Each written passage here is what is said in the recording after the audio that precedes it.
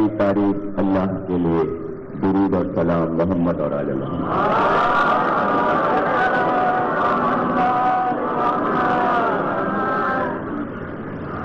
آپ حضرات تھوڑا تھوڑا سا، بہت ذرا سا بس وہ جگہ بیچ میں ذرا سا پر کر دیں تاکہ بعد میں جو حضرات آتے ہیں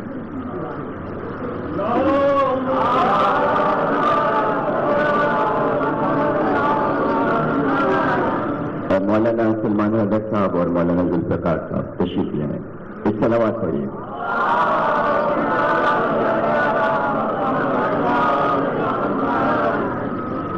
ایک اور صلوات پڑھ۔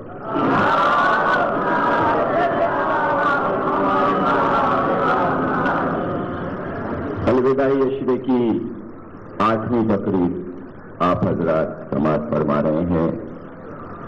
عنوان ہے معجزہ اور قرآن۔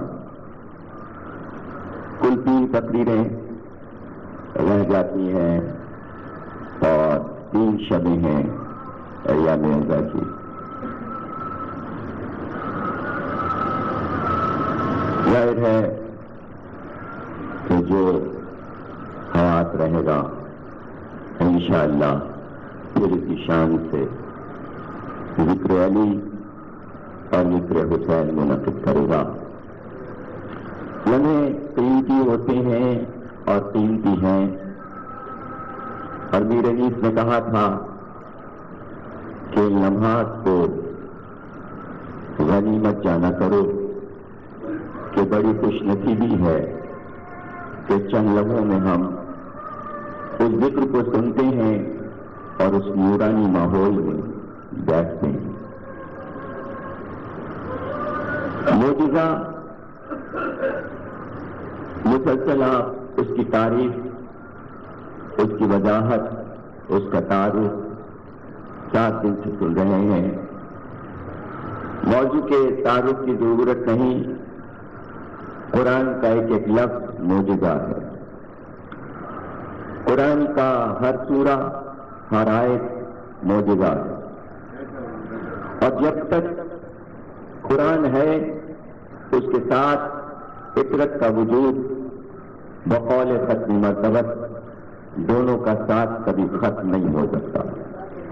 قرآن فطرت کا تعارف کرواتا ہے، فطرت قرآن کا تعارف کروائے، اور جب بھی قرآن کی تلاوت ہوگی اور قرآن کو پڑھا جائے گا، کوئی لمحہ قاری کے لیے ایسا نہیں کہ اس کی فکر کا کوئی گوشہ اہل بیت سے خالی رہے، اس لیے کہ قرآن جب بھی کوئی ہاتھ میں لے گا اور کسی بھی سورے کو کھولے گا تو وہ انکار نہیں کر سکتا کہ قرآن کن لوگوں کی باتیں کر رہا ہے۔ قرآن نے صرف 3 طرح کے لوگوں کی باتیں کی ہیں، چوتھی کوئی قسم نہیں ہے۔ یا تو قرآن نے کافروں اور مشرکوں کی بات کی ہے، یا صاحبان ایمان کی گفتگو کی ہے، اور تیسرا گروہ ہے کہ منافقین کی گفتگو کی ہے۔ بس 3 ہی گروہ کو رہنا ہے قیامت تک۔ اب قرآن پڑھنے والے اس آئینے میں جسے چاہے دیکھیں، چاہے تو ان آیات کی روشنی میں کافروں اور مشرکوں کو دیکھیں، اور صاحبان ایمان سے معرفت حاصل کرنا ہے تو ان کو دیکھیں، اور اگر منافقوں کو پہچاننا ہے تو جیسے ہی نواں سورہ آ جائے سورہ برات پر رک کر پہلے تو یہی غور کریں کہ بسم اللہ الرحمن الرحیم کہاں گیا، یعنی پروردگار اپنے بیان کو جہاں پر بھی آغاز کرے تو ان جملوں سے آغاز کرے کہ وہ پروردگار اس کے نام سے شروع کرو، اس کے نام سے آغاز کرو کہ جو رحمان ہے اور رحیم ہے۔ رحمان یعنی وہ رحمان ہے، کرم کرتا ہے مومن پر بھی، مشرک پر بھی، کافر پر بھی، اور رحیم یعنی وہ صرف مومنین پر کرم فرماتا ہے، صرف متقین پر کرم فرماتا ہے۔ رب سب کے لیے ہے، لیکن رحمان اور رحیم میں فرق ہے، لیکن یہاں دونوں لفظ ہٹا لیے گئے، کوئی کرم نہیں۔ کوئی رحم نہیں. پتا یہ چلا کہ منافقوں پر سوا آپ کے کچھ نہیں ہے.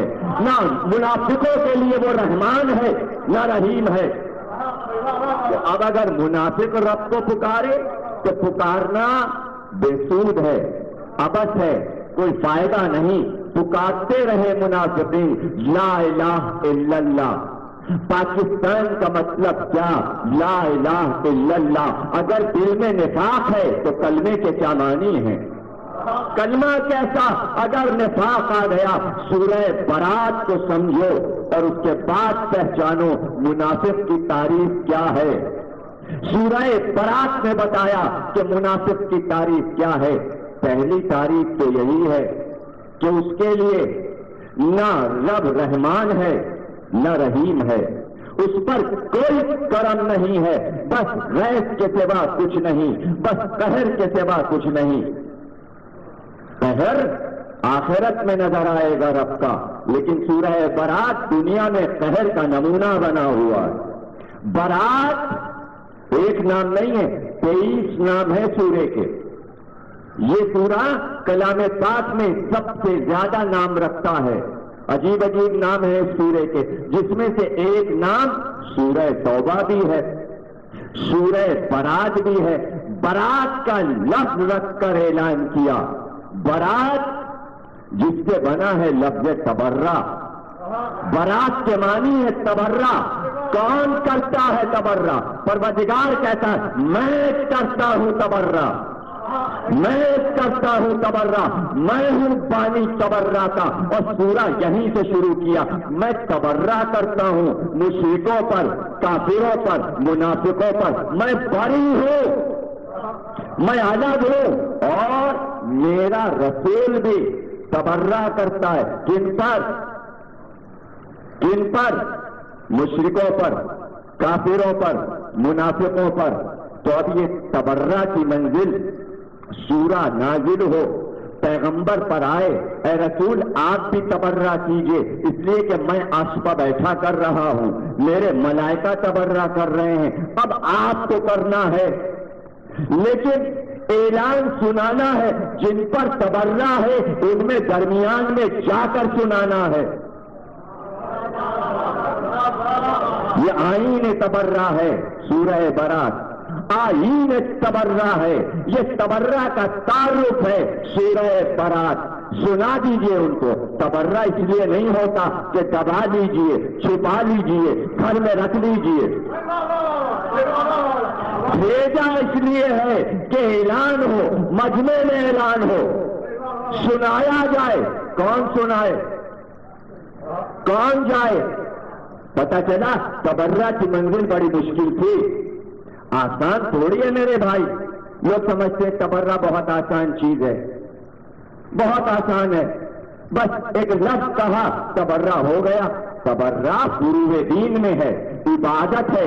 جیسے نماز ویسے تبرہ، جیسے روزہ ویسے تبرہ، جیسے حج ویسے تبرہ، جیسے جہاد ویسے تبرہ، جیسے زکات ویسے تبرہ، جیسے خون ویسے تبرہ، جیسے نہیں عن المنکر ویسے تبرہ، جیسے امر بالغیر معروف اسی طرح تبرہ، جیسے تولا ویسے تبرہ. عبادت الہی ہے تبرہ. آپ تبرہ کو کیا سمجھتے ہیں؟ تبرہ کو آپ کیا سمجھتے ہیں؟ آپ نے تبرہ کا نام رکھ دیا گالی. گالی اور ہے، تبرہ عبادت ہے. تبرہ قرآن میں ہے، پورا سورہ ہے تبرہ کا. اگر سورہ پورا نہ ہوتا تبرہ کا کلام پاک میں تو مولانا مودودی کی مشہور کتاب رسائل اور مسائل میں یہ مسئلہ پیش نہ کیا جاتا. چھپا ہوا کتاب میں موجود ہے. ایک نوجوان نے خط لکھا ملتان سے مولانا مودودی کو کہ ملتان میں جلوس نکلتا ہے علم کا، جب وہ بازار میں آتا ہے تو وہاں تبرہ کیا جاتا ہے. جلوس میں تبرہ کیا جاتا ہے. ابھی ہمیں نہیں معلوم کہ تبرہ کے کیا معنی ہے. بس سورہ برات ہماری نظر میں ہے. تبرہ یعنی سورہ برات. آپ کے ذہن میں کچھ اور نہیں آنا چاہیے، کہیں اور آپ کو نہیں جانا ہے. مولانا مودودی جواب لکھتے ہیں کہ دیکھو یہ مسئلہ ہے تاریخی اعتبار سے سنیے گا ایک مطلب چھپا ہوا بازار میں کتاب میں موجود ہے، کتاب بازار میں بکتی ہے، لوگ پڑھتے ہیں، سارے مسلمانوں نے پڑھا ہوا، اس پہ درج ہے، مولانا مودودی فرماتے ہیں تبرہ شیعوں کا پیدائشی حق ہے، تبرہ شیعوں کا پیدائشی حق ہے۔ سوال یہ ہے مسلمانوں کا پیدائشی حق کیوں نہیں ہے؟ جب قرآن میں ہے تو سارے مسلمانوں کا پیدائشی حق کیوں نہیں؟ پتہ یہ چلا کہ جس کی پیدائش کا پتہ نہ ہو، ہماری پیدائش تو تاریخ سے ثابت ہے، جبھی تو کہا پیدائشی حق ہے۔ بھائی پیدائش کو بھی اگر معجزہ بنا دیا جائے، بھائی تاریخ میں دیکھ لیجئے یہ کب پیدا ہوئے پتہ نہیں، اور یہ کب پیدا ہوئے پتہ نہیں، اور یہ کب پیدا ہوئے پتہ نہیں، اور یہ کب پیدا ہوئے عیسیٰ الفیل خانہ کعبہ میں، پیدائش معجزہ ہے تو قوم بھی اس کی پیدائش بھی معجزہ ہے۔ تو اب جہاں لیڈروں کی پیدائش کا پتہ نہ ہو، قوم کی پیدائش کی تاریخ کہاں سے ملے گی؟ ہے نا؟ تو یہاں لیڈر کی ولادت بھی پیدائش بھی معجزہ، قوم کی پیدائش بھی معجزہ، پیدائشی حق ہے۔ شیعوں کا پیدائشی حق ہے تبرہ کرنا، لیکن چار دیواری میں، اگلا جملہ مولانا لیکن چار دیواری میں، تو یہ تو تسلیم ہے کہ ہمارا پیدائشی حق ہے۔ جب ہمارا پیدائشی حق ہے تو اذن آپ نے یہ بھی دے دیا چار دیواری میں، ہم میدان میں تو نہیں بیٹھے، اس لیے کہ ہمارا ذکر نہ پارکوں میں ہوتا ہے، نہ سڑکوں پر ہوتا ہے، نہ پلیٹ فارم پر ہوتا ہے، نہ میدان میں ہوتا ہے، نہ ہم غصب شدہ جگہ پر کرتے، ہم نے تو جگہ خریدی، بنائی، چار دیواری اٹھائی، پھر بیٹھے۔ جس کو جگہ نصیب نہ ہو، ظاہر ہے کہ کہاں جگہ ملی؟ اللہ کا گھر مسجد ہے، ہم نے مسجد کو الگ رکھا، جگہ وہی ہوتی ہے، پلاٹ ایک ہے، اسی میں مسجد کی جگہ الگ مقرر کر دی، عزاخانے کی جگہ الگ مقرر کر دی۔ کیوں؟ اس لیے کہ تاکہ دنیا یہ انگلی نہ اٹھائے کہ خانہ خدا میں یہ کرتے ہیں، ایک جگہ مقرر کر دی اللہ نے، وہاں عبادت کرو۔ اب یہ دوسری بات ہے کہ ہماری عبادت میں بھی تبرہ شامل ہے، نماز بغیر تبرہ نہیں ہے، ہوتی ہے نماز، ہو جاتی ہے، کوئی اذان، کوئی اقامت، کوئی نماز بغیر تبرہ کے ہے؟ اللہ اکبر، آپ نے کہا اللہ اکبر، یہ کیا ہے؟ بتائے کوئی مجھے کیا ہے؟ تولہ ہے یا تبرہ؟ مجھے بتا دیجیے۔ چار بار یہ اللہ اکبر کیوں؟ توجہ رکھیے گا، چار بار اللہ اکبر، 5 بار کیوں نہیں؟ اور 3 بار کیوں نہیں؟ 6 بار کیوں نہیں؟ یہ 4 بار کیوں؟ وہ سمجھے جو مفہوم عبادت کو جانتا ہو، ہر ایک کے سمجھ میں نہیں آئے گا 4 بار کیوں؟ 4 بار اس لیے کہ پروردگار 4 بار پہلے تبرہ کرواتا ہے، اسی میں تولہ، اسی میں تبرہ۔ تولہ ہو نہیں سکتا بغیر تبرہ، لا الہ الا اللہ، کوئی نہیں ہے معبود سوا اس کے، پہلے برات، پہلے تبرہ، پھر تولہ، ہو گئی نا بات؟ اللہ اکبر۔ 4 عناصر ہیں دنیا میں، 4 عناصر ہیں جن سے مل کر انسان بنا ہے، آگ، ہوا، مٹی اور پانی۔ ایک وقت ایسا آیا کہ آگ کو پوجا گیا، آگ بھی رب بنی، پانی بھی رب بنا، ہوا بھی رب بنی، مٹی بھی رب بنی، مٹی کو پوجا گیا، ہوا کو پوجا گیا، آگ کو پوجا گیا، پانی کو پوجا گیا۔ 4 عناصر رب بنے تھے، 4 سے انسان بنا۔ پروردگار نے کہا پہلے کہو اللہ اکبر، ایک کی نفی، پھر دوسرے کی نفی، پھر تیسرے کی نفی، پھر چوتھے، ہو گیا نا تبرہ۔ مٹی رب نہیں ہے، ہوا رب نہیں ہے، پانی رب نہیں ہے، آج رب نہیں ہے. جب چاروں سے نفرت کر لو, بیداری کر لو کہ یہ رب نہیں, رب وہ ہے. تبرہ پہلے ہے, پھر ہے اذان. تبرہ زبان پر آ جائے پھر نبی کا نام لو, پھر اس کے وسیع کا نام لو, اور اس کے بعد پھر نیت ہے. نیت کیا ہے؟ تبرہ ہے. جب آپ نے کہا اللہ اکبر, ہاتھ اٹھا لیا میں نے کینے سے, حسد سے, برائی سے, دنیا سے, ہر لالچ سے, ہر فکر سے تبرہ اختیار کر لیا. اب معبود نیت تیری طرف, پہلے تبرہ پھر تولا. پوری نماز تبرہ ہے, پوری نماز تبرہ ہے.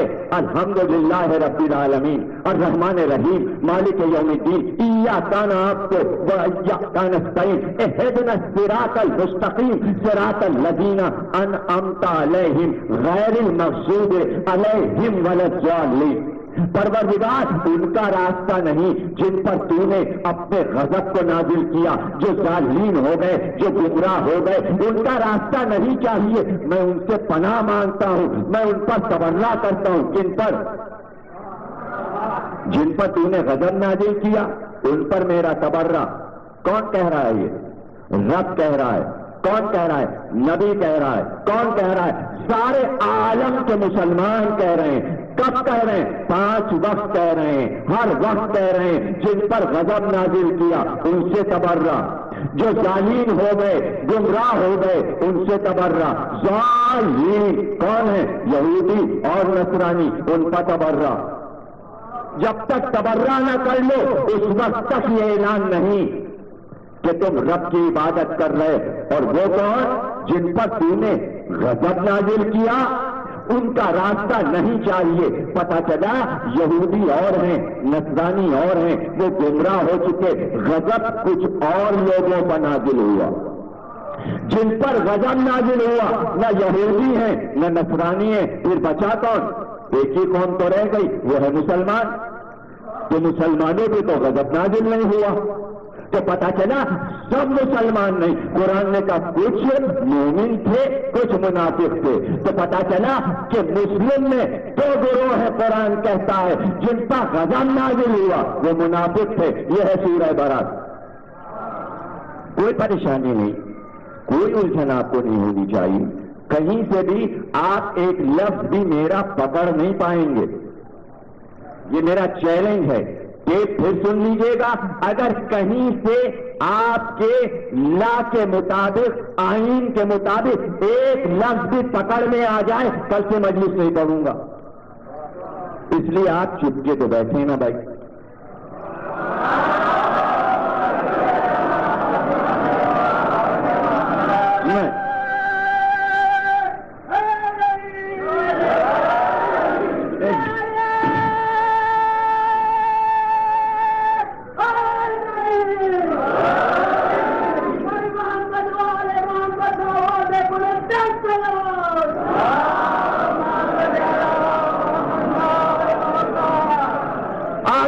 سورہ برات بلایا, لے جائیے, لیجیے, لے جائیے.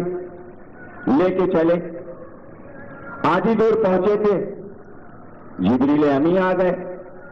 کہ یہ سورہ برات ہے, یہ سورہ برات ہے, یا آپ لے کر جائیں یا وہ جائے جو آپ میں سے ہو. عجیب جملہ ہے. آپ جائیں, خود لے کر جائیں, یا وہ لے جائے جو آپ میں سے ہو. یہ آپ میں سے کیا ہے؟ یہ آپ میں سے کیا ہے؟ جنگ احد میں سب بھاگ گئے, سب چھوڑ کے رسول کو بھاگ گئے. علی تنہا رہ گئے. ذوالفقار آ گئی, لاپتہ کا قصیدہ آ گیا. علی نے تنہا رسول کی حفاظت کی, سب کو مار کے بھگا دیا, رسول کو بچا لیا. رسول نے کہا اے علی میں تم سے ہوں, تم مجھ سے ہو. رسول نے کہا یا علی تم مجھ سے ہو, میں تم سے ہوں. بیچ میں جبریل آ گئے, کہنے لگے میں آپ دونوں میں سے ہوں. دیکھیے ملک کوئی موقع چھوڑتا نہیں ہے. فضیلت میں معصوم ہے, اس کو کون روک سکتا ہے؟ وہ کوئی نبی کی بیوی تھوڑی ہے کہ چادر کے پاس آئے تو ہٹا دی جائے. ملک تو حضرت تلاش پڑیے گا.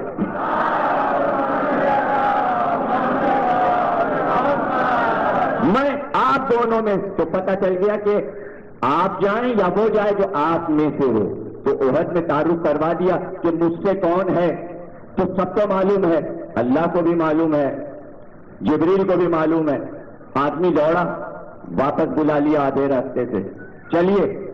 واپس آئے, کہا میرے لیے کوئی حکم آ گیا؟ کہاں حکم آیا ہے. تمہارے لیے کیا؟ جس کے لیے آیا ہے وہ جائے گا, جس کے لیے حکم آیا ہے وہ جائے گا. کہا تو میں کیوں نہیں؟ کہا وہ اس لیے کہ پروردگار نے یہ کہا کہ یہ وہاں رونے لگے تھے, کہیں یہاں بھی جا کے نہ رونے لگے. مسئلہ ہے شجاعت کا. تو اب اگر کوئی تبرہ کی منزل پر بیٹھ کے رونے لگے, ہائے یہ کیا ہو رہا ہے, ارے یہ کیا لڑوا دیں گے, ارے یہ فساد کروا, تو رونا جس کے نصیب میں ہے, تبرہ سے بچے, ساتھی اس کے بنے. بننا ہے بنو, ہمیں کوئی اعتراض نہیں ہے. ڈرپوک لوگ اسی کے ساتھی بنتے ہیں. کس کے؟ ڈرپوک کے ساتھی. ڈرپوک کا ساتھی, بزدل کا ساتھی. رونے لگے, لیجیے بات سامنے آ گئی, فوراً رونے لگے. رونے دھونے سے کوئی فائدہ نہیں ہے. بات وہ کرو جو حکم رب ہو. رسول ڈر جاتے, رونے پر ڈر جاتے. رسول کو معلوم تھا یہاں رو لو وہاں رو لو, جب میرا جنازہ پڑا ہوگا تب کوئی نہ روئے گا. پتہ چلا ڈھونگ ہے یہ رونا, تو یہ رونا ڈھونگ روتا ہے. یہ نہ پڑھا کیجئے, وہ نہ پڑھا کیجئے. خوف طاری ہے, ہم اس خوف سے نہیں ڈرا کرتے. اللہ بھی اس خوف سے نہیں ڈرا, رسول بھی اس خوف سے نہیں ڈرا. تو ہم آپ کے مگرمچھ کے آنسو دیکھ کر کیوں ڈر جائے کہ نہ پڑھیں؟ کیوں ڈرے بھائی آپ کے آنسو دیکھ کر؟ ارے بیچارہ غریب لاغر ہے, کہیں واقعی نہ مار دیا جائے لالو کھیت سے گزرتے ہوئے, نہ پڑھا کریں. تو ہم کیوں ڈرے بھائی؟ مارے جائیں آپ 70 آپ جیسے ہماری طرف سے مارے جائیں. جب ہمارا جیسا آدمی یہ کہے کہ ہماری جیسی 70 جانے مولا پر سے قربان ہو جائیں تو آپ تو چوٹی ہیں, آپ تو مولا پہ قربان بھی نہیں ہونا چاہ رہے, آپ تو ڈر کے مرے جا رہے ہیں. تو مرتے رہیے, آپ کی زندگی میں موت ہے, ہم اپنی موت کو شہادت سمجھتے ہیں, آپ اپنی موت کو موت سمجھتے ہیں. تو آپ کو تو مرنا ہی ہے اسی موت سے, شہادت کی موت تو ملنی نہیں, اس لیے کہ خوف ہے دل پر طاری. یہاں کوئی خوف طاری نہیں ہوتا, یہاں قرآن پیش نظر ہے. یا علی آؤ لے کے جاؤ. علی کو سورہ برات دیا, علی چلے کمر میں ذوالفقار لگا کر سورہ برات لے کر پہنچے. سب سے پہلے عرفات کے میدان میں پہنچے. جن لوگوں نے حج کیا ہے انہیں معلوم ہے عرفات میں کتنا مجمع ہوتا ہے, لاکھوں کا مجمع, اور سب کافر, سب مشرک. مسلمانوں کے مجمع میں نہیں گیا ہے علی, کافر مشرک سب دشمن, ایک ذوالفقار ایک علی, اور سورہ برات یعنی قرآن ہاتھ میں. اب پتہ چلا قرآن اور عبرت جدا نہیں ہیں. مشرک آ جائے مقابل, کافر آ جائے مقابل, یہ دونوں جدا نہیں ہوتے. انہیں کوثر تک جانا ہے, مجمع میں پہنچ گئے, عرفات میں پہنچے, اعلان کیا اب کوئی کافر کوئی مشرک اب نہیں آ سکتا خانہ کعبہ میں.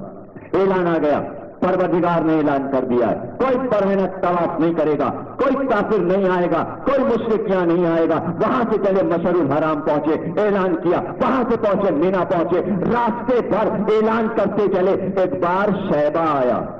شیبہ کون؟ عمر ابن عبدود کا بھائی, جس کو خندق میں علی نے قتل کیا تھا, وہ آیا. کہا علی خوف طاری نہیں ہے اگر تمہاری بیٹیاں کر لی جائیں؟ یا کون ہے تمہارا مددگار؟ کا تلوار تیرے پاس ہے, آ جا. مجمع تیرا ہے, اجتماع تیرا ہے, اگر دل میں حسرت ہے آ جا, آ جا. علی وہ ہے جو لشکر اسلام کا اجتماع دیکھ کر چیلنج نہیں کرتا.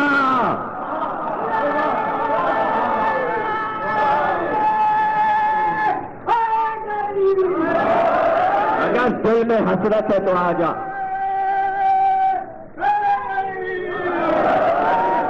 وہیں نہ پہنچا دوں جہاں تیرے بھائی کو یوم خندق پہ پہنچا چکا. ہٹ گیا, بھاگ گیا. علی نے اعلان کیا, اعلان کرتے رہے. یہاں نبی خاموش ہیں, خاموش ہیں. تاریخ میں ہے کسی حجرے میں نہیں گئے. ابو ذر نے پوچھا کیا بات ہے؟ کہ تشویش تو کوئی نہیں, اطمینان ہے, لیکن اب تک علی کی کوئی خبر نہیں آئی. کہ پھر تشویش کیوں ہے؟ کہ 9 باتیں ہیں. 3 باتیں آخرت سے متعلق ہیں, 3 باتیں میری وفات کے بعد ہیں, 2 باتیں اور تشویش کی ہیں, اور آخری 9ویں بات سے انتہائی تشویش میں ہوں. ابو ذر نے کہا وہ کیا؟ کہا کہ بات یہ ہے کہ میری وفات کے بعد 3 باتوں پر مجھے اعتماد ہے, علی پر یقین ہے کہ یہی ہوگا. کہ وہ کیا؟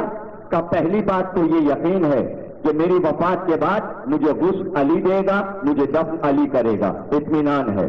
دوسری بات یہ کہ میرے بعد میرے اہل بیت کا محافظ علی ہوگا. تیسری بات کا اعتماد ہے میری وفات کے بعد میرا وصی, میرا جانشین علی ہوگا. توجہ رکھیے گا, 3 باتوں پر یقین ہے, خدا نے مجھے بتا دیا. کہ آخرت کی 3 باتیں, کہ آخرت کی 3 باتوں پر مجھے یقین ہے. پہلی بات مجھے یقین ہے کہ محشر کے روز لوائے حمد علی کے پاس ہوگا. دوسری بات یہ کہ علی شفاعت کی منزل پر جب میں آؤں گا تو اپنے پورے حقوق شفاعت کے علی کے سپرد کروں گا. مجھے اعتماد ہے کہ علی شفاعت کیسے کرے گا. اب نبی کو پکارتے رہو, پکارتے رہو, محشر کے انتظار میں پکارتے رہو. نبی کہہ رہا ہے ابو ذر سے. اور تیسری بات مجھے یقین ہے, یقین کامل ہے کہ جنت کی کنجیاں علی کے پاس ہوں گی.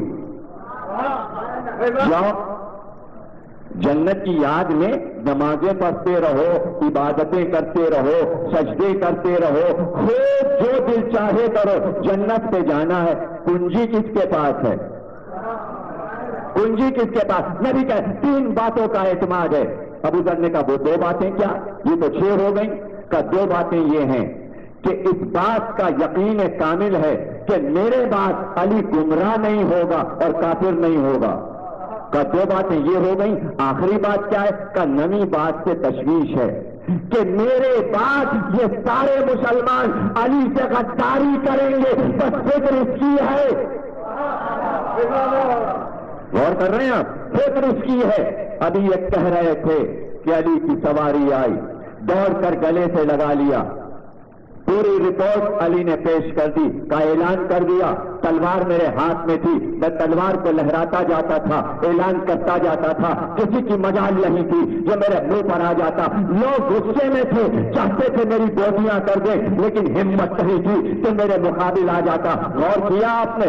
کوئی گیا, واپس بلایا گیا, علی کو بلایا گیا, سورہ برات دی گئی اور ان کو بھیجا گیا. سوال یہ ہے پہلے ان کو کیوں دی گئی اور پھر ان کو بلایا گیا, انہیں کیوں معزول کیا گیا؟ بس 2 جملے اور اس پر غور کر لیجئے. معلوم تھا بات بات پر رونے والا جب وہاں جا کر اعلان کرے گا تو کیا حشر ہوگا, اس کا انجام کیا ہوگا. نہیں, سب سے بڑی فکر رسول کو یہ تھی کہ اگر یہ چلے گئے اور جا کر مشرکوں کے مجمع میں یہ کہا کل سے کوئی منافق, کوئی مشرک, کوئی کافر آ کر یہاں طواف نہیں کرے گا, برہنہ طواف اب حج کا نہیں ہوگا, تو پلٹ کر پورا مکہ یہی کہتا کل تک تو تم بھی اسی طرح کرتے تھے, کل تک تمہارے باپ بھی اسی طرح کرتے تھے, تم کہاں سے آ گئے. اس کو بھیجو جس سے پلٹ کر مکے والے یہ نہ کہہ سکے کہ علی کل تک تم بھی اسی طرح طواف کرتے تھے. ارے علی کو تو کسی نے دیکھا ہی نہیں, علی نے تو کبھی کافروں اور مشرکوں کے بھیس میں آنا پسند ہی نہیں کیا. بات ساری سورہ برات میں ابو طالب کی تھی. اگر ابو طالب کافر ہوتے تو پورا مکہ پلٹ کر کہتا تیرا باپ بھی کل تک اسی طرح.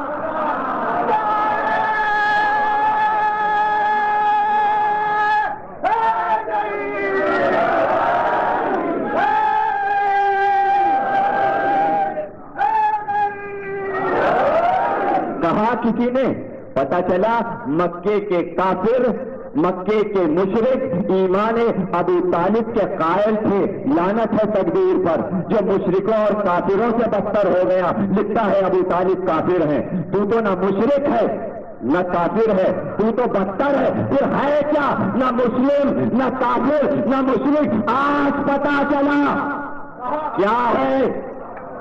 تو ایک ہی گروہ تو رہ گیا, ایک ہی گروہ تو رہ گیا. تو گروہ کو پہچانے کیسے؟ سبھی مسلمان, سبھی نماز پڑھتے ہیں, سبھی روزہ رکھتے ہیں, سبھی حج کرتے ہیں. ہم بھائی بھائی, ہم بھائی بھائی, سب بھائی بھائی, سب بھائی بھائی. پہچانے کیسے؟ تیسرا گروہ کہاں غائب ہو گیا؟ پاکستان میں نہ مشرک ہے نہ کافر ہے, سب مسلمان, سب مسلمان. پتہ چلا ان مسلمانوں میں بھی کچھ لوگ اپنا تعارف کرواتے رہتے ہیں. تعارف کیسے ہو؟ تعارف کیسے ہو؟ سب نمازی. تعارف کیسے ہو؟ سب روزہ دار. تعارف کیسے ہو؟ سب حاجی. تو تعارف کرواتے ہیں. ابو طالب کافر تھا, جہاں کہا ابو طالب کافر تھا ہم نے پہچان لیا. منافق ہو, منافق ہو. تو کیا یہ لفظ سننا سب کو پسند ہے؟ دل چاہتا ہے کہ ہم کو منافق کہا جائے؟ دل چاہتا ہے تو لکھا کرو, روز لکھا کرو کہ ابو طالب کافر ہے, تاکہ لعنتیں پہنچا تو کریں. ہم تو انتظار میں بیٹھے رہتے کس پر کریں لعنت, اس لیے کہ رکنے فروغ دین ہے, ہماری عبادت رکتی ہے. کس پر کریں؟ تو اعلان کیا کرو, اعلان کیا کرو ابو طالب کافر ہیں, تاکہ ہماری یہ عبادت بھی ہو جایا کرے, تاکہ یہ عبادت بھی ہو جایا کرے. یہ ہے سورہ برات کی منزل, اور یہیں سے متصل فتح مکہ ہے. اور وہ خزایا اور بنی کنانہ کی جنگ ہے, اور بنی کنانہ رسول کی ہجو کرتے ہیں, خزایا ان سے لڑتے ہیں. بنی خزایا کا آدمی رسول کے پاس آتا ہے اور جناب ام المومنین میمونہ کے حجرے میں, اور فرماتے ہیں میں مدد کروں گا, تیار کرو لشکر. 12,000 کا لشکر تیار کیا. مکے میں ہم داخل ہو رہے ہیں, ابھی تیاری تھی کہ بنی خزایا نے خط لکھا, مدینے میں خط آیا, ذرا پتا تو بتاؤ کیا رسول حملہ کرنے والے ہیں؟ خط کا جواب چلا, ہاں حملہ کرنے والے ہیں, بہت جلد مکے میں آنے والے ہیں. خط لے کر ایک عورت چلی, جبریل امی آئے کا جاسوسی ہو رہی ہے, خط جا رہا ہے, کا کیا کریں؟ کہ اس کو بھیجیے جو آپ میں سے ہو, وہ جائے اور پتہ لگائے. علی پہنچے تلوار لے کر, راستے میں اس عورت کو پکڑ لیا, کہ تیرے پاس خط ہے؟ رسول کے خلاف مکے میں خط جا رہا ہے کافروں کے پاس. رو کے کہنے لگی نہیں میرے پاس کوئی خط نہیں. تو ادھر ادھر بھی تھے لوگ, کہنے لگے رو رہی ہے بیچاری, چھوڑ دیجئے, رو رہی ہے چھوڑ دیجئے, نہیں ہے اس کے پاس. تو علی بھی کہتے ہیں ہاں عورتوں کے آنسو تو ہتھیار ڈلوائی دیتے ہیں. تو بہت سے لوگ عورتوں کی طرح رونے لگتے ہیں. چکر میں نہ آ جائیے گا. ہاں یہ کیا ہو رہا ہے, یہاں یہ جملہ سنیے گا, ہاں یہ کیا پڑھ دیا گیا, تو سمجھ جائیے گا فتح مکہ کی عورت خط لے کے جا رہی ہے. ہم میں بھی ہیں. تو علی بھی چلے آتے ڈر کے, عورت ہے چھوڑ دو. کیا کہا؟ پلٹ کرتا, کیا پکتے ہو, رسول جو کہہ دے وہ غلط نہیں ہوتا, جبریل نے بتایا خط ہے. کہاں سمجھے نبوت کو؟ علی سمجھ رہے ہیں کہ خط ہے, کا قتل کر دوں گا تجھے اگر نہیں بتائے گی. جب علی نے دھمکی دی کا خط ہے, ٹھہریے میں دیتی ہوں, ذرا سا ادھر ہٹیے. پردہ کیا اس نے, بالوں سے جوڑے سے خط نکالا, علی کے سامنے خط ڈال دیا. کہ دیکھا نبی نے بتایا تھا خط ہے. عورت کو لیے ہوئے, خط کو لیے ہوئے رسول کے پاس آ گئے, کہ یہ خط ہے. مدینہ بڑا اچھا, سب اصحاب تھے, چاہنے والے تھے, دوست تھے, جانثار تھے, کیسے اچھے اچھے لوگ تھے. یہ خط کہاں سے گیا؟ یہ خط کہاں سے گیا؟ یہ جاسوسی کون کر رہا تھا مدینے میں بیٹھا ہوا؟ تو سورہ برات یہی نہیں آ گیا. اگر منافقوں کا وجود نہ ہوتا مدینے میں تو سورہ منافقون کی ضرورت نہیں تھی. تعارف ہو جائے, خط جا رہا ہے, خط جا رہا ہے، جاسوسی ہو رہی ہے. کوششیں تو سب نے کی، شب ہجرت کوشش کی، صلح حدیبیہ کے موقع پر کوشش کی، جنگ احد میں کوشش کی، بدر میں کوشش کی، خندق میں کوشش کی، کسی کا کام چلا نہیں، جلبلا کے رہ گئے. فتح مکہ تک منافقت نے اپنا کام کیا. دو بھائی اور آگے بڑھتے چلے گئے، منافقت کا پردہ چاک کرتے گئے. اب یہ عجیب بات تھی، جب بھی منافقت کا پردہ چاک کروانا ہوا، علی تم جاؤ، علی تم جاؤ. علی کیوں جائیں؟ آپ بتا دیجئے. یہ منافق ہے، اس نے یہ حرکت کی ہے، کسوٹی ہے. علی منافق پہچانا جاتا ہے، اللہ سے نہیں، نبی سے نہیں، منافق پہچانا جاتا ہے منزل علی پر.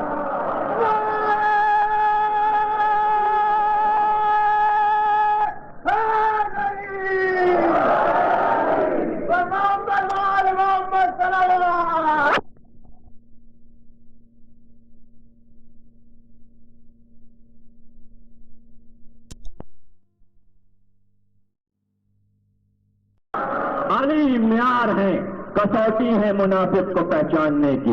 فضائل علی پڑھتے چلے جاؤ، پڑھتے چلے جاؤ. 14 صدیوں میں اس لیے نہیں چھوڑا اس ذکر کو کہ ہمیں پرکھ چاہیے، کون مومن ہے کون کافر ہے. اسی لیے پڑھتے ہیں بار بار تاکہ منافق کو ہر منزل پر پہچانتے رہیں. رسول نے بھی یہی معیار قائم کیا، جہاں منافق کا تعارف، جہاں علی تم آگے بڑھ جاؤ. پکڑی گئی عورت، خط برآمد ہو گیا، خط نہ پہنچ سکا. 12,000 کا لشکر لے کر رسول پہنچ گئے. خیمے لگا دیے، مکے کے چاروں طرف خیمے لگا دیے گئے. آنکھ روشن کر دی گئی پہاڑیوں پر. تھر کانپ رہے تھے کافر و مشرک. گھبرا کر ابو سفیان آیا اور آ کر عباس بن عبد المطلب سے ملا. لگتا ہے کل صبح کو کوئی کافر بچے گا نہیں، کوئی مشرک بچے گا نہیں، ہم کو امان دلوا دو، ہم کو امان دلوا دو. تب میرے پیچھے چلا جدھر میں جا رہا ہوں. اور لیے ہوئے خیمے رسول کے سامنے پہنچے. خیموں سے گزر رہے تھے، توجہ رکھے، خیموں سے گزر رہے تھے. ایک اور خیمے کے سامنے سے نکلے، بڑے خیمہ پہ کھڑے تھے، تلوار لے کے دوڑے. ٹھہر تو، اوے ابو سفیان آج مل گیا تو. دوڑے. وہ تو اس کا تو یوں ہی دم نکلا ہوا تھا 12,000 کا لشکر دیکھ کر. وہ آیا تھا امان لینے ان کو دیکھ کے، لیکن تھا بڑا بہادر، ڈرا نہیں. کہنے لگا کیا بات ہے بھائی؟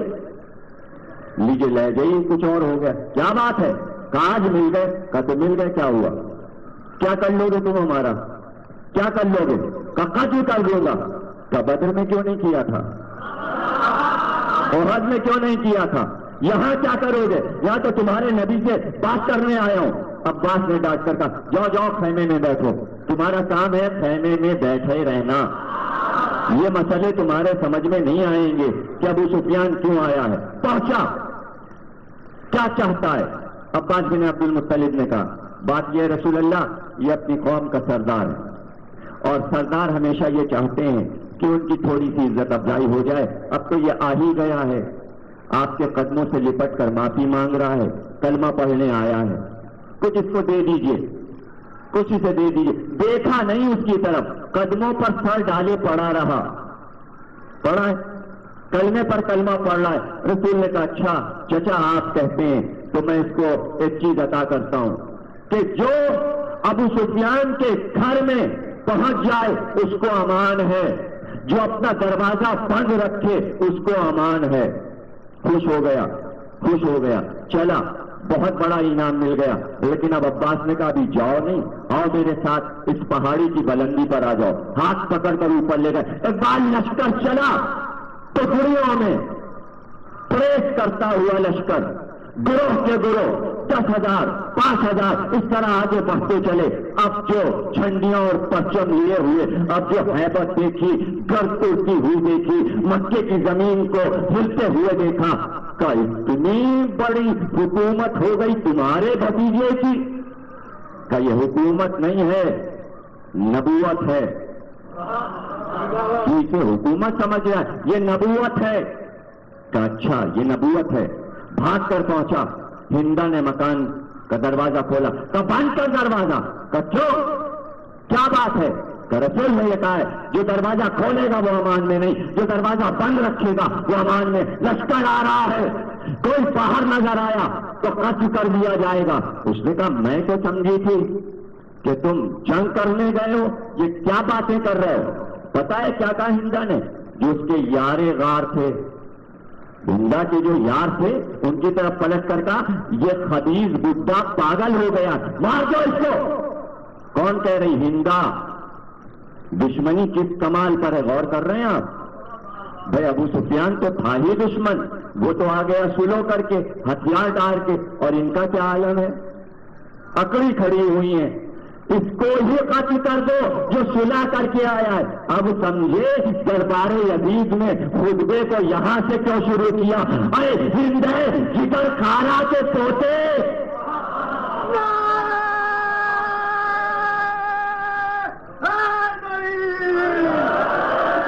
سمجھے نا؟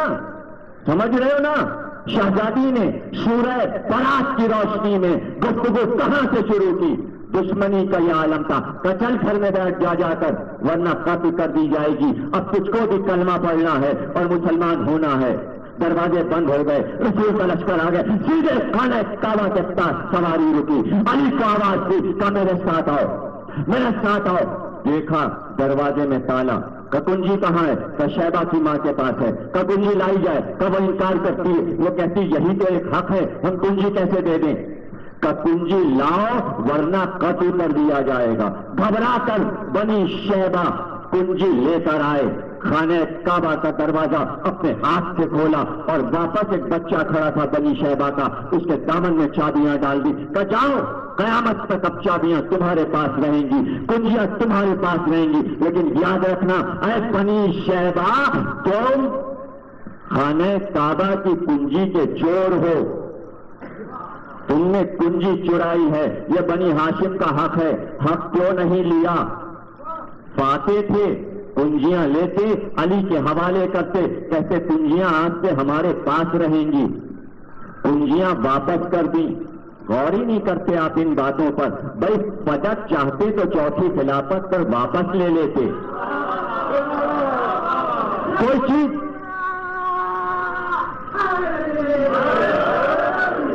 واپس نہیں لی، اس لیے واپس نہیں لی تاکہ یہ سب تمہارے پاس رہے، محشر کے میدان میں غاصب ثابت ہو جاؤ۔ تفسیر میں یہی لکھا ہے کہ امام آتے ہی حد جاری کریں گے بنی شیبہ پر، ہاتھ قطع کریں گے، خانہ کعبہ کی کنجی کے چور ہیں۔ بنی شیبہ کا دروازہ بنا ہوا ہے، جب آپ صحیح کریں حج کے درمیان میں تو ایک دروازہ اس پہ لکھا ہے باب بنی شیبہ، تو حج صحیح کرنے میں جو کہ جناب ہاجرہ کی تاثیر کہیں پر رکنا نہیں ہوتا، لیکن کچھ لوگ بنی شیبہ پر آ کر صحیح کرتے کرتے رک کر اس کی زنجیر کو کھڑکھڑاتے ہیں، آواز دیتے ہیں اے بنی شیبہ، اے بنی شیبہ ہم تمہارے ساتھ ہیں۔ چوروں کا ساتھ دینے والے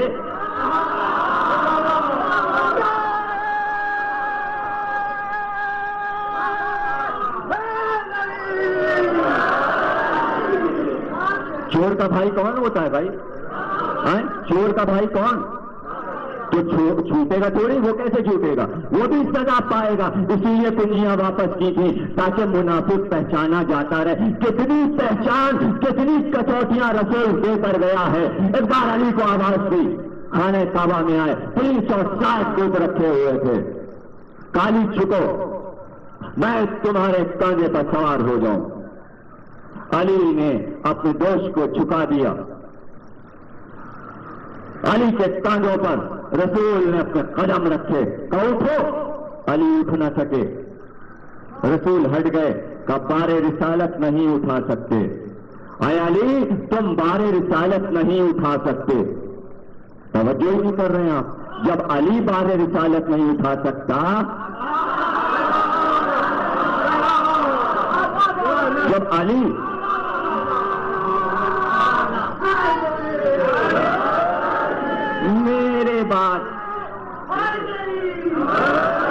میرے بعد اگر نبی ہوتا ہی کیوں؟ ارے ہوتا تو علی ہوتا، کوئی اور کیسے ہوتا؟ علی آؤ، تم میرے دوست پر آ جاؤ۔ کاندھے جھکا دیے، علی نے اپنے قدم مہر نبوت پر رکھ دیے. سمجھے ہی نہیں آپ؟ بھائی دو ہی صورتیں تھیں، یا رسول علی کو اپنے کاندھے پر سوار کرتے یا علی رسول کو. تو پہلے دکھا دیا کہ علی بار رسالت اٹھا نہیں سکتے، یہ تو بہانہ تھا. یا علی تم بار رسالت اٹھا نہیں سکتے. بس بات یہ تھی کہ علی آج مہر رسالت پر قدم رکھ دو.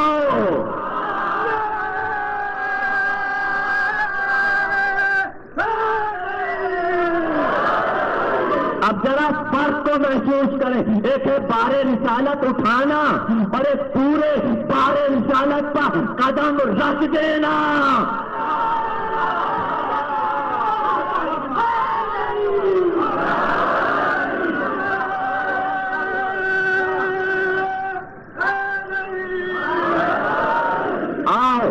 آ جاؤ.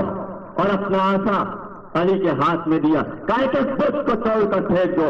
علی سارے بتوں کو توڑتے جاتے ہیں، توڑ کر چکنا چور کرتے جاتے ہیں. ایک بار رسول نے پوچھا، علی چاند نظر آتا ہے. عجیب جملہ، علی چاند نظر آتا ہے، کارش کی بلندیاں نظر آتی ہیں. چاہو تو ہاتھ بڑھا کر شاخ طوبہ کے پھل توڑ لو. صاحب معراج کے دوش پر تھے، صاحب معراج کے دوش. یہ علی کی معراج تھی فتح مکہ کے روز. مکہ فتح ہو گیا، آخری مارکا کہ رسول نے مکے کو فتح کر دیا بغیر لہو بہائے ہوئے. کہیں بغیر لہو بہائے ہوئے فتح ہوتا ہے شہر، کہیں لہو بہا کر شہر فتح ہوتا ہے. تاریخ کے اپنے اپنے تقاضے ہیں. یہاں مکہ فتح ہوا، وہاں مختار نے کوفے کو فتح کر لیا. کوفے کو فتح کر لیا. صلوات پڑھیے گا.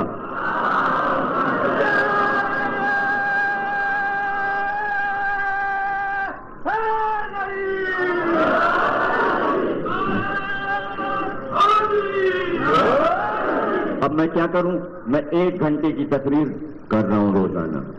7 تقریریں میں نے، زیادہ سے زیادہ 3 منٹ، 4، 5، 6، 7، اس سے زیادہ اوپر نہیں گئی ابھی تک. اب انور صاحب ہمارے جو شاہ جی مشہور ہیں، کہنے لگے اتنی چھوٹی تقریر آپ کرتے ہیں، منٹوں میں ختم ہو جاتی، پتہ ہی نہیں چلتا. 1 گھنٹے سے بھی کم کی لگتی ہے.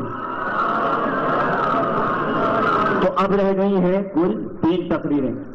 اور شرط یہ ہے دوستوں کی مختار نامہ سننا چاہتے ہیں. موضوع ہے میرا معجزہ اور قرآن. اب آپ بتائیے کہ میں کیسے 1 گھنٹے میں کیا کیا کروں. اور مختار نامہ ابھی آدھا باقی ہے. اب یہ دوسری بات ہے کہ ہر سال میں پورا کر دیتا ہوں جناب.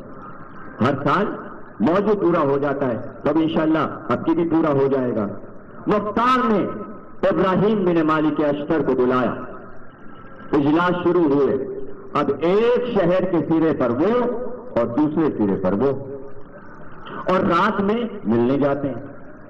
ابراہیم بن مالک اشتر روزانہ 100 سوار 200 سوار لے کر لشکر بنا کے اور 20 شہر سے گزرتے ہیں.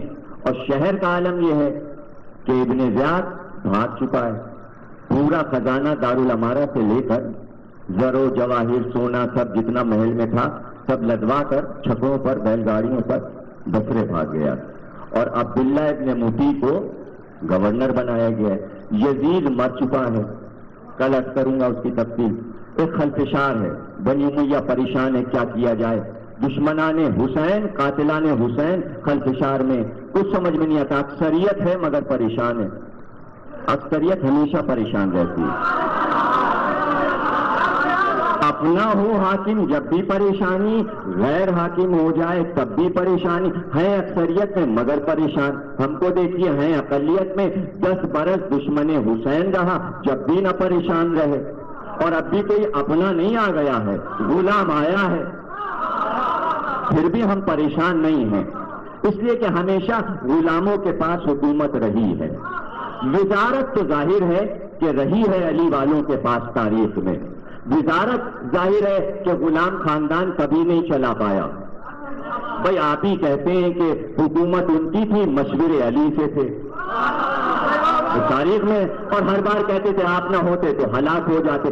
علی والا نہ ہو تو حکومتیں ہلاک ہو جاتی ہیں. تو وزارت دینی پڑتی ہے علی والے کو. تو اب یہ آپ کی مجبوری ہے, ہم نے تو نہیں بنایا, یہ آپ کی مجبوری ہے. آپ نے دیکھا 10 سال تک ملک تباہ ہو گیا, تو اب آپ کے سمجھ میں آیا جب تک علی والا نہ آئے, علی والے تو بہت بلند ہیں, آپ تو مجبور ہو گئے علی والی کے آگے. حیثیت کیا ہے آپ کی, علی والوں سے کیا مقابلہ کریں گے؟ آپ تو محتاج ہیں علی والی کے. ہماری تو عورتیں بھی اگر آ جائیں تو آپ کو حکومت کرنا سکھا دیتی ہیں, یعنی علی والی عورت. اب یہ کوئی ضروری نہیں ہے بھائی جو بھی کہہ دے میں علی والی, تو اب وہ خود اعلان کر رہی ہے کہ میں علی والی, میں علی والی. علی والی نہ ہوتی تو نجف کیوں جاتی؟ 40 برس کی اس حکومت پاکستان میں ایوب خان کبھی نجف گئے؟ لیاقت علی خان گئے؟ قائد اعظم گئے؟ اور وہ جو اس سے پہلے ابھی گیا وہ گیا کبھی نجف؟ اس نے جا کے دکھا دیا کہ حکومت میں کر رہی ہوں, وزیر اعظم میں ہوں, کھلے عام جا رہی ہوں نجف بھی, کربلا بھی, نماز پڑھتے ہوئے کربلا میں بھی ٹی وی پہ دکھایا گیا, نجف میں بھی. وہ نہیں ڈرتی, وہ تو کہتی ہے بھائی یزید وقت تھا اور حسینیت زندہ باد. پتا چلا علی والا کسی دور میں ڈرا نہیں کرتا. بھائی 5 سال 10 برس کی حکومت ہوتی ہے, لے لو یا رکھ لو, تمہیں معلوم ہے بغیر دیے کام چلے گا نہیں, اس لیے کہ پورے ملک میں پڑھا لکھا ہم سے زیادہ کوئی نہیں.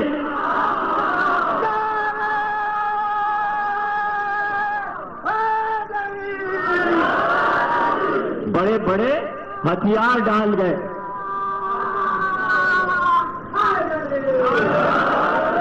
ووٹ نہیں ملے,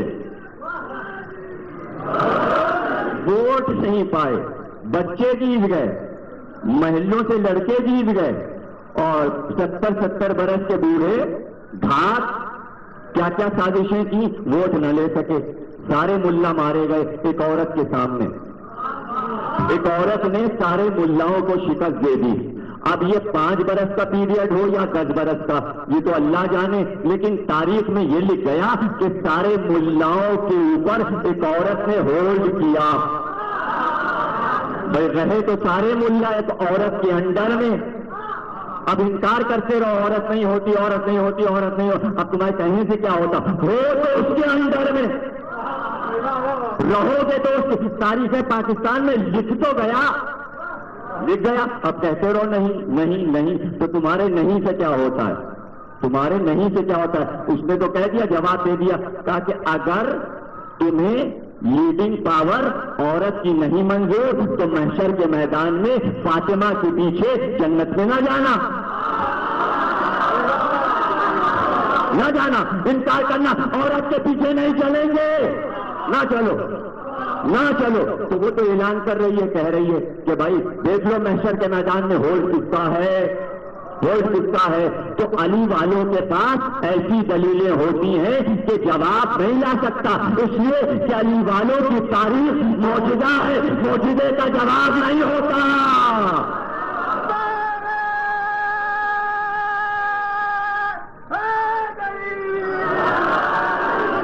پریشان ہے اکثریت, رہے پریشان, ہر دور میں پریشان تھی. کا دیکھیے جاتے ہیں, علانیہ جاتے ہیں. عبداللہ ابن متی نے کہا ایاز بن مزارف سے جو کوتوالے شہر ہے, کہ اب اگر کوئی جائے راستے میں روک لینا, مجھے اطلاع دینا. اب کوتوالے شہر راؤنڈ پر ہے, دیکھ رہا ہے کون آتا ہے کون جاتا ہے, رات گزر چکی. یہاں مختار نے تاریخ طے کر دی کہ ابراہیم بن مالک کے اشتر 14 ربیع الثانی 66 ہجری خروج ہو جائے. تمام لشکروں سے کہہ دو, سپاہیوں سے کہہ دو, عوام سے کہہ دو, بس حملہ ہو جائے گا 14 ربیع الثانی کو. جمعرات کا دن طے ہوا تھا. یہاں بدھ کے دن مشورہ کرنے کے لیے ابراہیم بن مالک اشتر نکلے اپنے چند سپاہیوں کے ساتھ. راستے میں مٹبھیڑ ہو گئی ایاز بن مزارف سے, کوتوالے شہر سے. کہاں جاتے ہو؟ کہ تم سے کیا مطلب, ہمیں کام سے جاتے ہیں.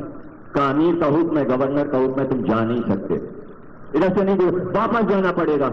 کہ ہم تو واپس نہیں جائیں گے. اب تاریخ تو جمعرات کی طے تھی, یہ تھا بدھ کا دن, اور مختار نے کہہ دیا تھا کہ جمعرات کے دن 14 ربیع الثانی کو گھروں پر جب آگ روشن ہو جائے سمجھ جانا حملہ ہو گیا, اور سب اپنے گھروں سے نکل آئیں, سارے لشکر باہر آ جائیں. یہ طے تھا جمعرات کا، اور بدھ کے دن یہاں مٹبھیڑ ہو گئی کوتوالے شہر سے، کام جانے نہیں دیں گے۔ اس نے کہا ہم تمہیں قتل کر دیں گے۔ جیسے اس نے کہا ہم قتل کر دیں گے، پاس میں جو ساتھی کھڑا تھا ابراہیم نے اس کا نیزہ ہاتھ میں لیا، اب جو مارا ایاس نیچے، جیسے ہی نیچے گرا دوڑ کے ابراہیم کے ایک ساتھی نے فوراً سر کاٹ لیا۔ سر جو کاٹ کے پھینکا تو سارے ساتھی بھاگے تو کوفے میں بھگدڑ مچ گئی۔ ادھر سے ابراہیم نکل گئے، مختار کے پاس پہنچے تو شہر میں خلفشار ہو گیا۔ دن مقرر تھا کل کا، جنگ ہو گئی یاد کا، تو اب کیا کیا جائے؟ دن تو مقرر ہے کل کا، آج تو کوئی نکلے گا نہیں، کا ایک ایک کے گھر پر جاؤ۔ جلدی جلدی تمام جاسوس گئے، کا حملہ آج ہی ہو گیا۔ جلد لوگوں نے گھروں پر آگ جلا دی۔ آگ کا جلنا تھا کہ 4000 کا لشکر ایک طرف سے، 2000 کا لشکر ایک طرف سے، 3000 کا لشکر ایک طرف سے، پرچم لیے ہوئے یا علی سارات الحسین، اے خون حسین کا انتقام لینے والوں نکال پڑو، اسے تو پھیر لو۔ 18000 کا لشکر کوفے کی شاہراہ پر دارالامارہ کی طرف بڑھ رہا تھا، تلواریں لیے ہوئے، نیزے لیے ہوئے، مختار آگے تھے، دارالامارہ کو پھیل لیا۔ عبداللہ ابن مبی عورتوں کے کپڑے پہن کر پیچھے کے دروازے سے بھاگا، پیچھا کیا گیا، جا کر کہیں چھپ گیا، بعد میں پکڑا جائے گا، بعد میں آپ کو بتائیں گے کب پکڑا گیا۔ یہاں دارالامارہ کا دروازہ توڑوا دیا مختار نے، اور توڑوا کر پہلا کام یہ کیا کہ تہخانے کا تالا توڑوا کر 1,00,000 قیدیوں کو اب جو باہر نکالا کہ صفیں کی صفیں نکلنا شروع ہوئی، حسین کے چاہنے والے اب جو باہر نکلے۔ دنیا دوسری تھی، جب گرفتار ہوئے تھے تو مسلم کی شہادت کا سما تھا، آج جو برآمد ہوئے کوفہ حسین کے چاہنے والوں کے قبضے میں تھا، کوفہ فتح ہو چکا تھا، سب آئے، لباس بدلا، مختار کے لشکر میں شامل ہو گئے، 1,18,000 کا لشکر ہو گیا، دارالامارہ پر قبضہ ہو گیا۔ جلدی جلدی آگے بڑھ رہا ہوں اس لیے کہ تفصیلات میں آگے جانا ہے مجھ کو۔ قبضہ ہو گیا اور ایک بار بیٹھ کر آئین ترتیب کیا کہ شہر کا کوتوال قتل ہو گیا۔ اے عبداللہ ابن کامل، تم کو کوتوالے شہر بناتے ہیں۔ جبریل جو خادم تھا اس کو بلایا کہ تم میرے جاسوس ہو، سیکرٹ سروس کے ایجنٹ ہو، تم میرے ساتھ رہو اور خبریں دو اور لسٹ بناؤ، فہرست بناؤ، قاتلوں کے نام جلدی جلدی لکھوائے جائیں، اور سنو سب سے اوپر نام رکھنا جنہوں نے حسین کے لاشوں کو پامال کیا وہ کوئی چھوٹے نہ، جنہوں نے چادریں چھینی ہیں وہ چھوٹے نہ۔ علی اکبر کا قاتل بچ کے نہ جانے پائے، عباس کا قاتل بچنے نہ پائے، علی اکبر کا قاتل بچے نہ۔ تو تقریر خاتمے پر پہنچ گئی اور میں اپنے مقصد پر آ رہا ہوں۔ ایک بار فہرست بن گئی اور مختار تخت پر بیٹھے اور کل لایا جائے، قاتلوں کو لایا جائے، گرفتار کر کے لایا جائے۔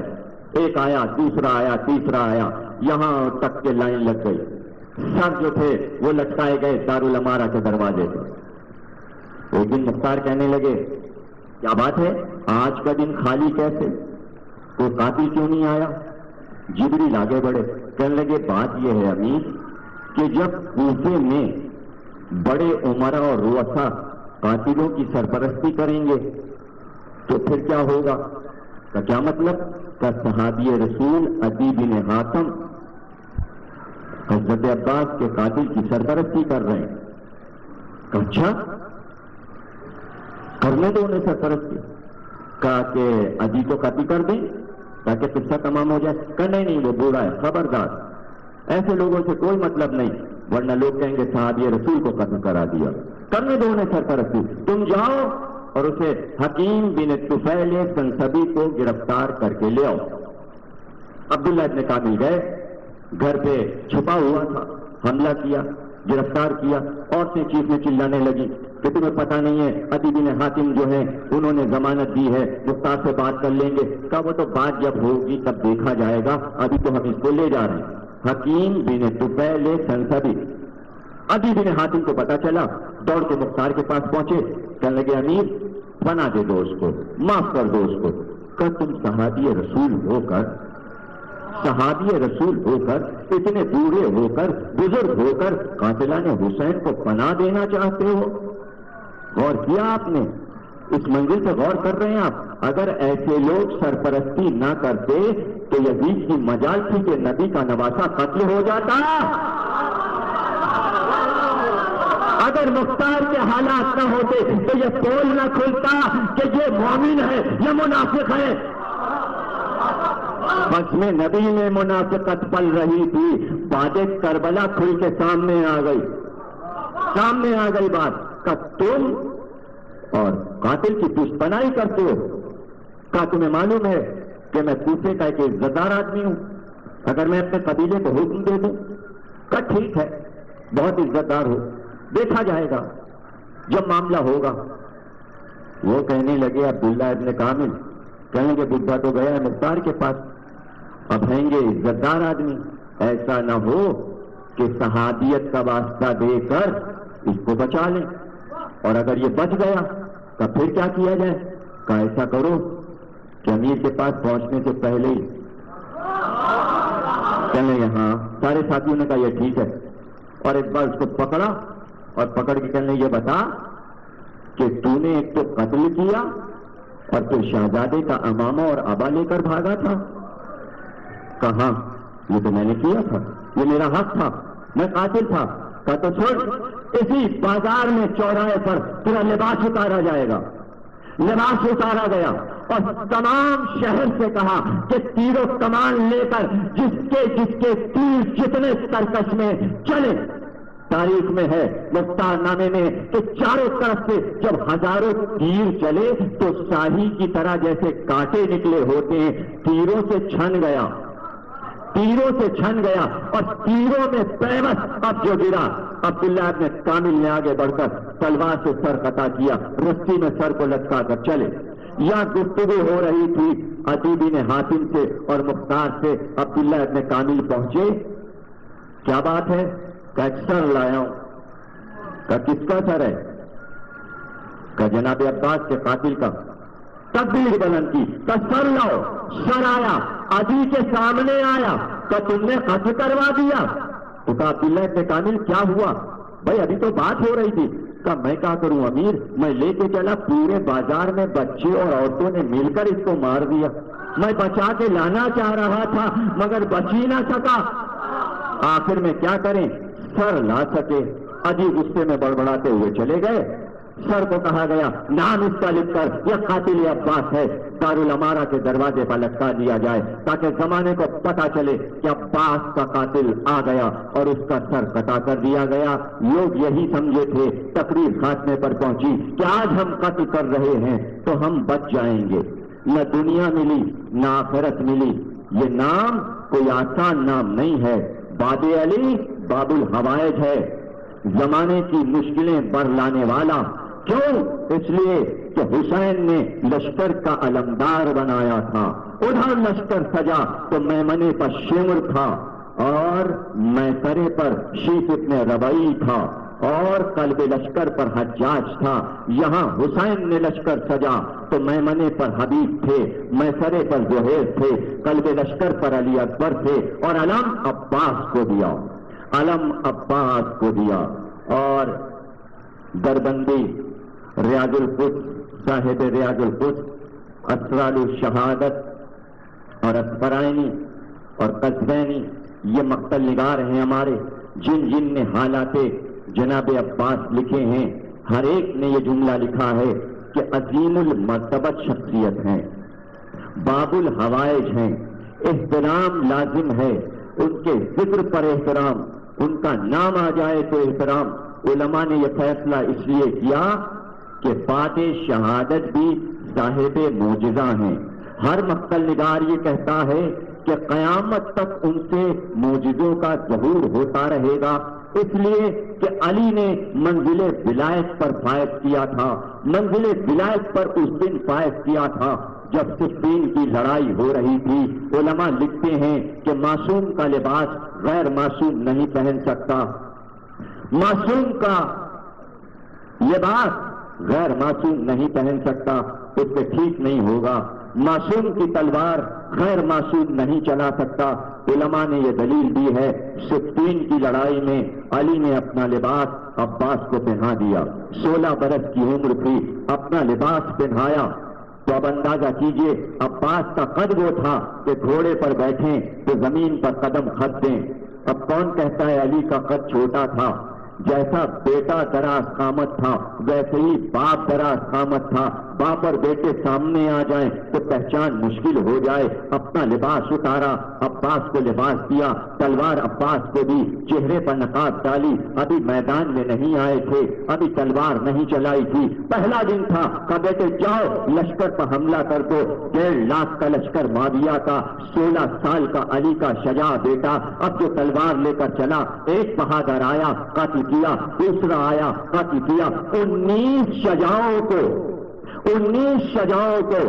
تہہ تیغ کر دیا، اور اس کے بعد یلغار کر دی، لشکر پر حملہ کر دیا۔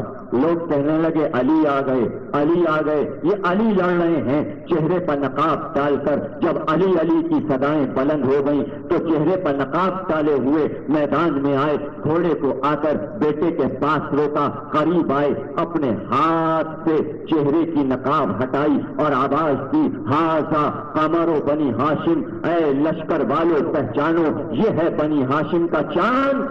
اس دن سے آپ کا لقب ہو گیا بنی ہاشم کا چاند۔ لوگوں نے جو سراپا لکھا ہے، مثل 14ویں کے چاند کے آپ کا چہرہ روشن رہتا تھا، جدھر سے نکل جاتے تھے روشنی پھیل جاتی تھی۔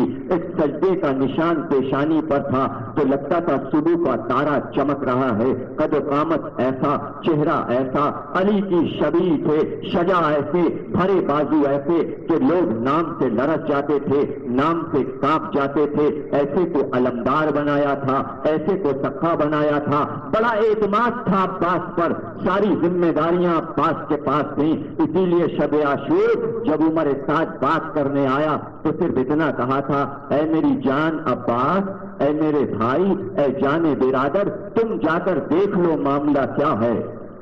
اتنا اعتماد تھا، عباس کو کچھ بتایا نہیں کہ کیا کرنا ہے، لیکن عباس گئے اور جا کر گفتگو کی۔ کوئی ہوتا تو جلال میں آ جاتا، لیکن عباس کی شجاعت حسین کے زیر نگی تھی، حسین کی ہدایت میں عباس کی شجاعت تھی۔ گفتگو کی اور گفتگو آ کر حسین کو بتائی کہ بھائی ایک رات مل جاتی، جا کر پیغام دیا کہ ایک رات میرا بھائی مانگتا ہے۔ آپ کو پتا ہے یہ ایک رات حسین نے سیاست الہیہ کی ایک رات دی تھی، وہی رات تھی کہ جب لشکر یزید میں خلفشار ہو گیا، اس لیے کہ کمان فوج کی شمر عمر سعد سے چھیننا چاہتا تھا اور الزام یہی لگا رہا تھا کہ تو جنگ کے آغاز میں دیر کر رہا ہے، اگر تو نہیں لڑتا تو کمان میں چھین لوں گا۔ عمر سعد گھبرا گیا، ایسا نہ ہو کہ لشکر کی سرداری شمر کے پاس چلی جائے۔ اس نے کہا صبح کو میں حملہ کروں گا اور پہلے تیر میں پھینکوں گا، تم دیکھ لینا۔ شمر پھر خاموش ہو گیا۔ اب کوئی شمر کے ہاتھ میں سازشی جال تیار کرنے کے لیے کوئی موقع نہیں تھا، آخری موقع تھا، اور اب اس نے جا کر آواز دی کہ اے میری بہن کے بیٹو آ جاؤ، میں ابن زیاد سے تمہارے لیے امان نامہ لکھا کر لایا ہوں۔ عباس نے یہ آواز سنی تو باہر آ گئے، آ کر آواز دی میں بنی کلاب کا نواسا ہوں اور شمر تو ذل جوشن کا بیٹا ہے۔ ذل جوشن کون تھا؟ جو کتے چراتا تھا۔ تیرا اور میرا کیا تعلق ہے؟ تیرا نسل اور شجرہ خراب ہے، تیرا میری ماں سے کیا رشتہ ہے؟ عباس نے وہی بات صاف کر دی کہ میرے قبیلے میں تیرے قبیلے والوں نے آ کر ملازمت کی تھی اور نچلے کام کیا کرتے تھے، تو رشتہ داری جتاتا ہے۔ کوئی رشتہ داری عباس سے اور شمر سے نہیں تھی۔ تاریخ نے اسے افسانہ بنایا اور کہا شمر ام البنین کا بھائی تھا۔ اے معاذ اللہ، کہاں وہ بی بی عظیم المرتبت اور کہاں یہ ولد الزنا، کوئی رشتہ داری نہیں تھی۔ عباس نے کہا بھاگ جا یہاں سے، مجھ کو پناہ دینا چاہتا ہے اور ساقی کوثر کو پناہ نہیں دے رہا ہے، نبی کے نواسے کو پناہ نہیں دیتا۔ لعنت ہے تجھ پر خدا کی، لعنت ہے تجھ پر نبی کی۔ یہ ہے میدان کربلا جہاں سورہ برات کے تقاضوں کو اس طرح پورا کیا گیا۔ تاریخ مسلسل ہے، فتح مکہ اور سورہ برات سے لے کر کربلا تک صبح عاشور نمودار ہوئی۔ علم عباس کے پاس تھا۔ تاریخ پوری نہیں پڑھنی، بس صرف یہ بتانا ہے کہ 6 مقام ایسے ہیں کہ جہاں پر بعد عباس کو پکارا گیا۔ جب ان 6 مقامات پر پکارا گیا تو ہم کس شمار میں ہیں، ہم کس قطار میں ہیں کہ ہم پکاریں تو وہ نہ آ جائیں۔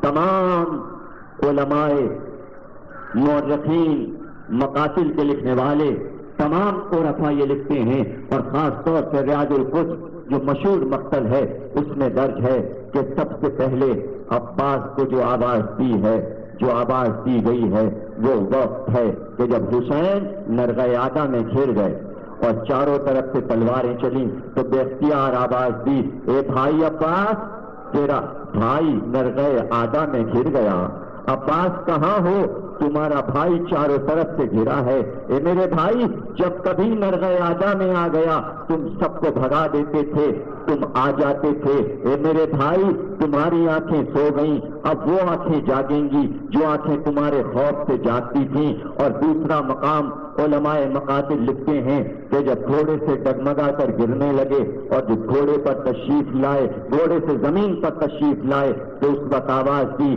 عباس عباس عباس، دوڑو، بھائی گھوڑے سے گر گیا، آؤ عباس، بھائی گھوڑے سے گر رہا ہے۔ یہ دوسرا مقام تھا۔ اور مقاتل نگار کہتے ہیں کہ تیسرا مقام وہ تھا کہ جب خیموں میں آگ لگی تو ہر بیوی یہی پکار رہی تھی، عباس خیمے جل رہے ہیں، اے عباس خیمے جل رہے ہیں۔ کبھی زینب نے پکارا، کبھی لیلا نے پکارا، کبھی رباح نے پکارا، کبھی کبرا نے پکارا، کبھی سکینہ نے آواز دی، چچا خیمے جل رہے ہیں۔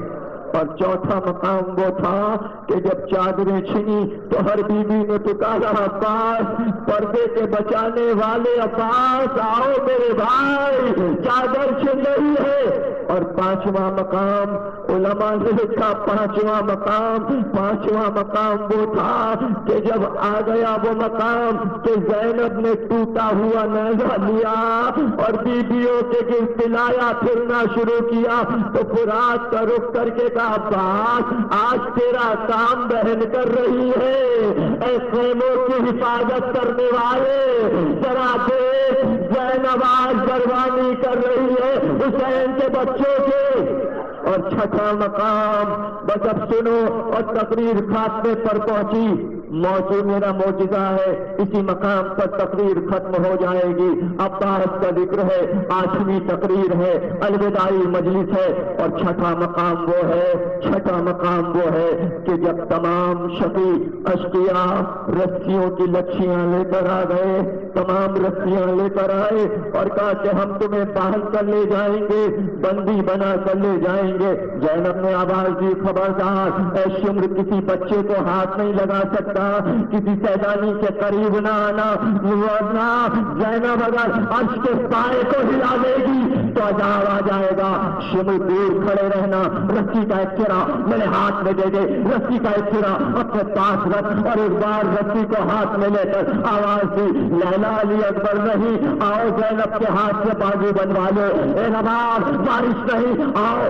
زینب کے ہاتھ سے بازو بنوا لو، اے لبابا زوجہ عباس آؤ زینب کے ہاتھ سے بازو بنواؤ۔ ایک ایک بی بی کے بازو میں رسی باندھی، سکینہ کو آواز دی، اے میری بیٹی، اے میری بچی، پھوپھی کے ہاتھ سے گلا بنوا لے، بابا نہیں، چچا نہیں، رسی لے کر ایک بار فضا کو آواز دی، فضا سے بھی آ جا، فضا سے بازو باندھے، پھر اپنا بازو باندھا۔ اب سوار کرنے کا وقت آ گیا، ایک ایک کا بازو پکڑا، ناکے پر سوار کیا، رباب آؤ، لیلا آؤ، فوجہ مسلمہ، فضا تو بھی آ جا۔ تو رو کر کہتی ہے، شہزادی آپ کو کون سوار کرے گا؟ کہ فضا تو سوار ہو جا، میری پرواہ نہ کر۔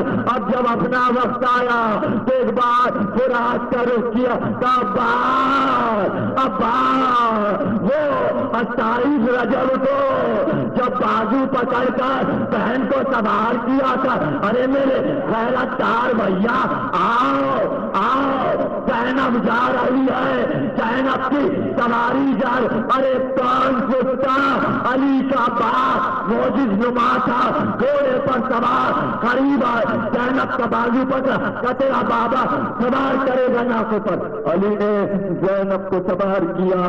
11 محرم کی صبح تھی، یہ آخری مقام ہے جہاں عباس کو آواز دی گئی۔ اس کے بعد مقتل نگار لکھتے ہیں کہ کوفے کے بازار میں، کوفے کے دربار میں، ہر مقام پر بات یہ تھی کہ عباس کا سر جب نیزے پر بلند کیا گیا، قاتلوں نے بلند کیا تو نیزے سے سر گر گیا، کئی بار بلند کیا نیزے سے سر گر گیا، کئی بار نیزے کی عینی پر سر رکھا، ہر بار گر جاتا تھا۔ لوگوں کے سمجھ میں نہ آیا کہ تماشے کے لیے اگر علمدار کا سر نہ ہوگا تو ہم کیسے جائیں گے؟ تازیانہ لے کر چوتھے امام کے پاس آ گئے کہ بتاؤ تمہارے چچا کا سر نیزے پر بلند کیوں نہیں ہوتا؟ تو رو کر کہا ارے میرا چچا ہمیشہ اپنے تو غلام کہتا تھا، آقا کا سر بھی بلند ہو اور ساتھ میں غلام کا سر کیسے چل سکتا ہے؟